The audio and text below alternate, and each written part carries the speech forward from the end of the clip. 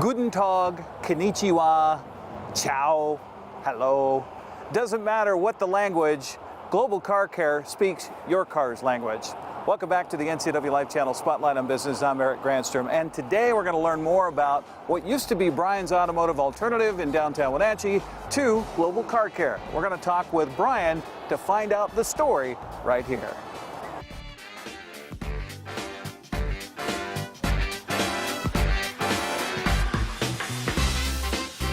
My name is Brian Thorpe. I own Global Car Care in Wenatchee and have been here for about 25 years. I grew up in East Wenatchee, and I worked jobs in restaurants, and at some point I decided that I was going to make a move to automotive. I knew that I would never starve to death in a restaurant, but I may not be able to pay my bills. So I took a job on South Wenatchee in a little gas station as a mechanic, and worked my way up through into a dealership mechanic. So I split my time as a mechanic between independent shops and dealerships. And then at one point I decided that I wanted to be in business for myself. So I rented Ivan Lutz's old gas station on Arundel Street, and I started Brian's Automotive Alternative in 1993. For Brian, his passion for cars started at an early age, spending his time with car magazines and hanging around service stations to expand his knowledge. I'm a little unique there, where what I did is I absorbed magazines from the time I was probably 12 or 13 years old. I had literally Carcraft hot rod magazines stacked to the top of my bedroom ceiling almost. And I really didn't realize that I was getting an education, but these were professionals that were writing these articles, and the information in was very good. I just didn't know it at the time. And I used to hang around the service stations because that's where everybody got their car fixed in those days. And I had always had a passion for racing and going fast and modifying these vehicles. So I would literally take them apart in my bedroom to the chagrin of my mother, and modify them and then put them back together, and then sometimes take them to the racetrack and whatever. But racing was a great way to learn this business. Working to learn what he could about running a small business, Brian began his venture as Brian's Automotive Alternative in downtown Wenatchee. It was an alternative to going to the dealership. Basically was what that name suggested, was I'm going to give you an alternative. I'm going to give you a high quality dealership experience without some of the negative things that were thought of as dealerships in those days. I was there for 17 years. Okay. And 9 years after I opened that, I opened the second shop, which is Global Car Care on Crescent Street, down behind the train in the park, next to the bridge. So I opened that in 2002, and then in 2010 I combined both those shops together out here at North Wenatchee Avenue. Brian says running two businesses in the Wenatchee Valley was an opportunity to branch out after outgrowing the original facility and learning how to trust and manage his staff. Bringing the two businesses together was a dream for the Thorpes. That was the vision and the dream coming together, to have a facility, because automotive repair shops or shop space in general in Wenatchee is not, there's not an abundance of it here. So it is limited about the limited places that a business that size can go. And this fit the bill perfectly. The location was ideal, and the building was not perfect, but I knew that I could modify it and make it work for what we want to do, and I think it works really well for us. What kind of work comes through the doors at Global Car Care? We are a complete automotive repair shop that specializes in European and luxury vehicles and diesels. So we work on the hard stuff. We work on the diagnostic problems that others are having a hard time fixing. We get referrals from dealerships and body shops all over town to turn off that pesky light on a car after body work is done, or when another dealer has a car that comes in and they can't fix. So we work on the really hard stuff, but we also do maintenance on just about any make and model of car. The key in the automotive industry is that you never stop learning. We run the business on a premise that we're constantly and never-endingly improving. And that means that we have to still read magazine articles and internet articles, and we have ongoing training. My technicians have access to technical training 24 hours a day, 7 days a week. The mechanics at Global Car Care are unique, Brian says, as they work tirelessly to bring expert craftsmanship to the job each day. So I have different levels of technicians out there. I've got younger, and then I've got senior master technicians and myself, and we all work as a team to help each other up. The staff here, these people have their heart in the right place. They get up every day and they give this everything they've got. They're doing the right thing. They care about what they're doing. They're true craftsmen and tradesmen in their professions, and they are not common. This is not a common team that you would find in the automotive industry. These guys are unusual.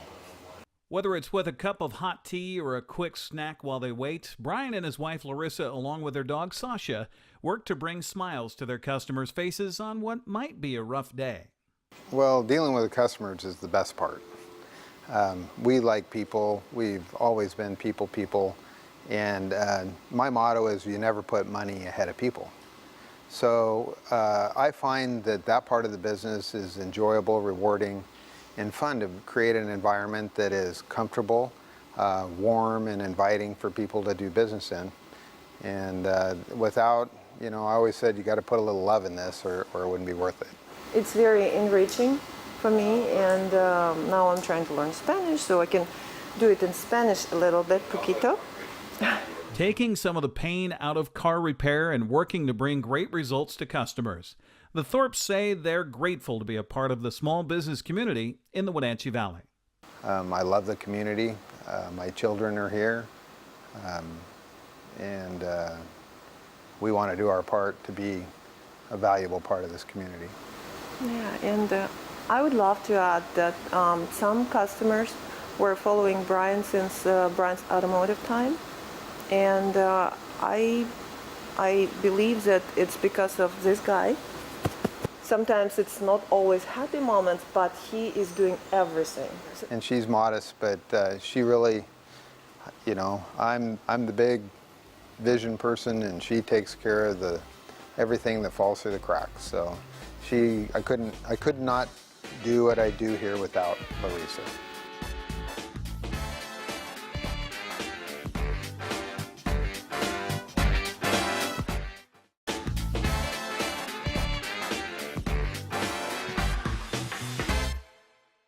Welcome back to the NCWLIFE channel Spotlight on Business. I'm Eric Granstrom. There's a restaurant that's been doing business here in the Wenatchee Valley since 1940, and they're still going strong. Today we're going to learn more about the Cottage Inn with Dan and Cheryl Sutton.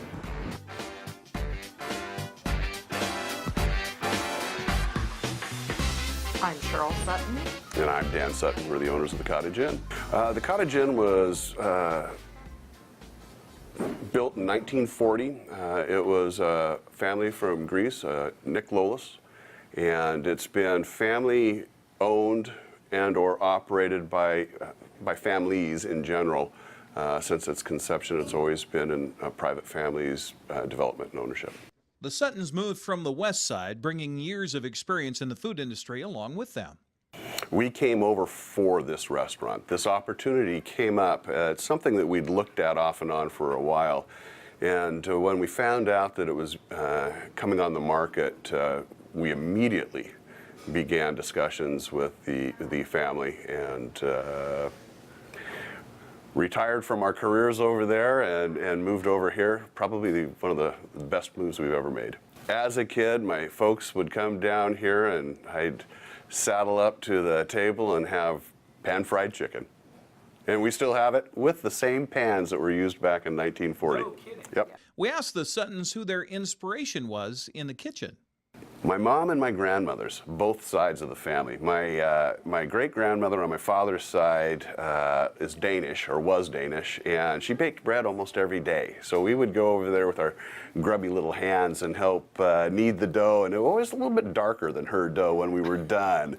And my grandmother on my mom's side, she was just a good old country cook, and I would stand on an applewood box next to the stove and help her stir the pots and pans when I was too small to even reach the top of the stove. It just loved it. I loved to eat, you know. My folks would go to town and leave me at home, and I'd have the bacon out in the pan or the brownies getting cooked in the oven, anything I could cook because I wanted to eat it. My dad was a great cook, and prerequisite for getting married was either take me out to eat or you better be able to cook. And the trade-off was, I'll do the dishes if you cook. So what was the first, And I can't what was the cook. first meal you ever made for Cheryl? You remember? Burgundy chicken. Yeah, a burgundy chicken recipe of my own creation. That's right. That's right. It was burgundy chicken. And how was it? Very good. Okay. You had me a chicken. Nestled in the north side of Wenatchee, the Cottage Inn is well known for its mouth-watering menu and daily specials.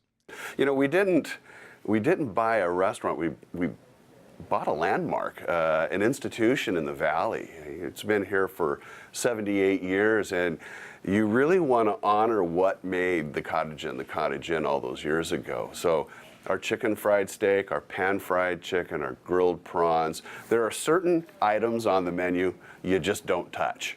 You just leave them for what, if it's not broken, don't fix it.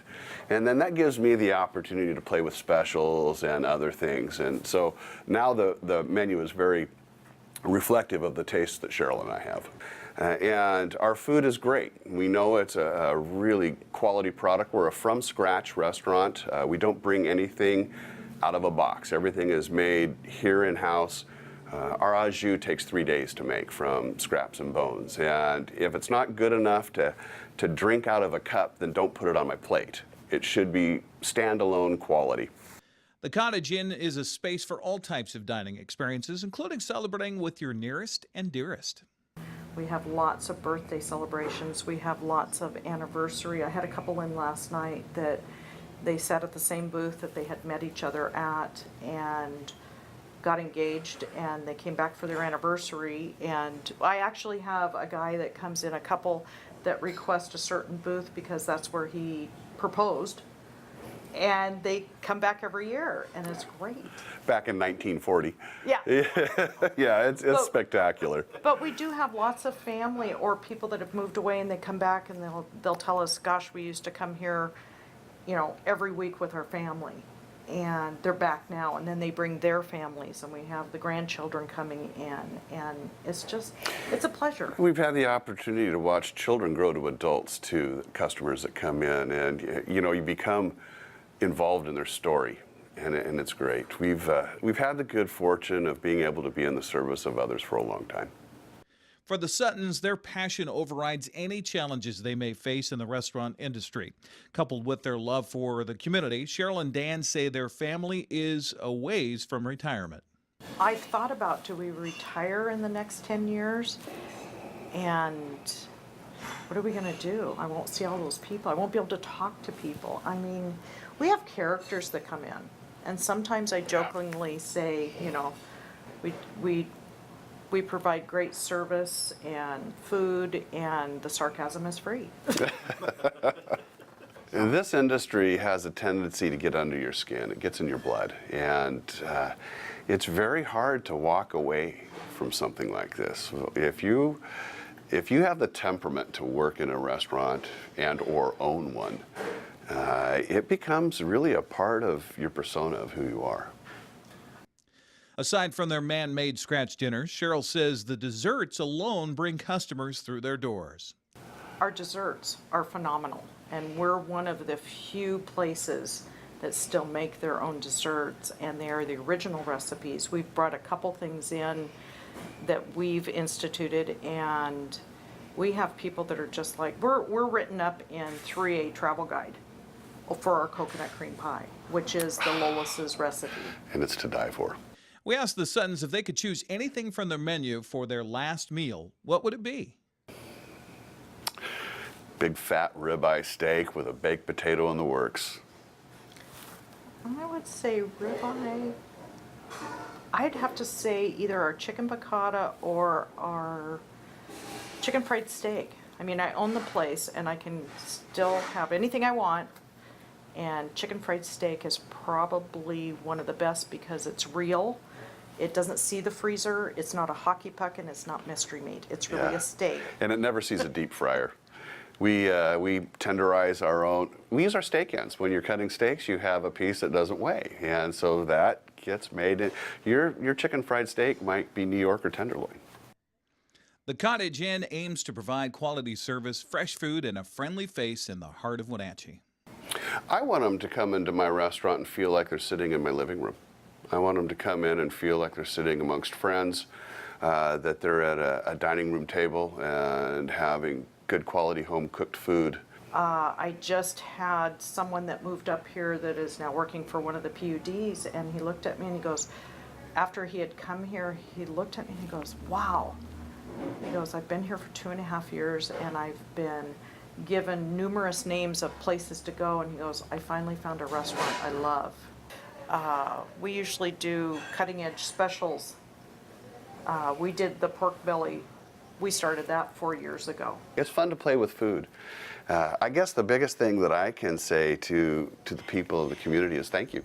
Thank you for having us. Thank you for being willing participants in our madness here.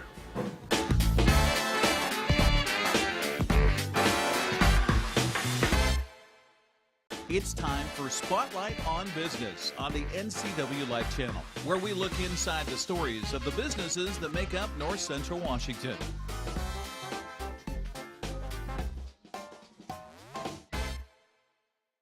Welcome to the NCWLIFE channel's Spotlight on Business. I'm Eric Granstrom, and today we're at Go USA. You know, they've been doing business in the Wenatchee Valley for a long time, but did you know they started in the 1970s? The Hamiltons wanted to make some sweatshirts for their wrestling son, and it grew from there. They've become a definite fabric of this community since the 1990s when they moved over to Eastern Washington. We're going to find out more about their story, about Go USA, and how their focus is on getting it done right and on time. It's Go USA on the Spotlight on Business on the NCWLIFE channel.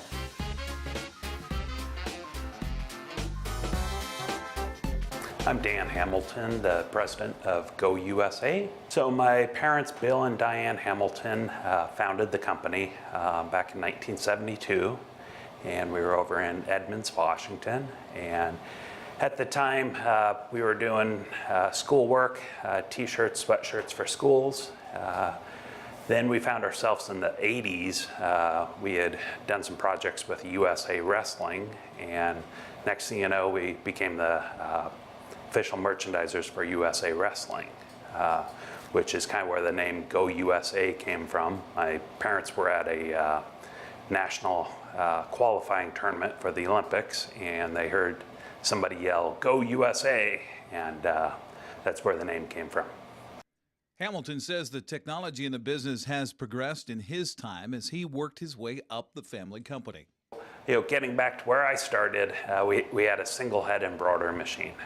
Back then, they didn't have the technology to, when a thread would break, to stop the machine. So my parents hired me to press the stop button when the thread would break, and it was the same design over and over and over again. I got paid with Snickers, a Diet Pepsi, and a quarter. I was, I believe, 9 years old. So I advanced from my pay operating the embroidery machine. I've done every single job here, excluding the art department, and just kind of worked my way up. And I was in sales, and then I progressed into running the company. My dad still works with me with the company. We're partners. I've got my oldest son working with me in the production team, and hopefully in the future I'll be able to have him climb up as I did and be my partner with the company. Are you paying the son with Snicker bars too? Slightly more, yeah. Go USA operates as a full-service company designing logos for companies as well as producing their promotional materials.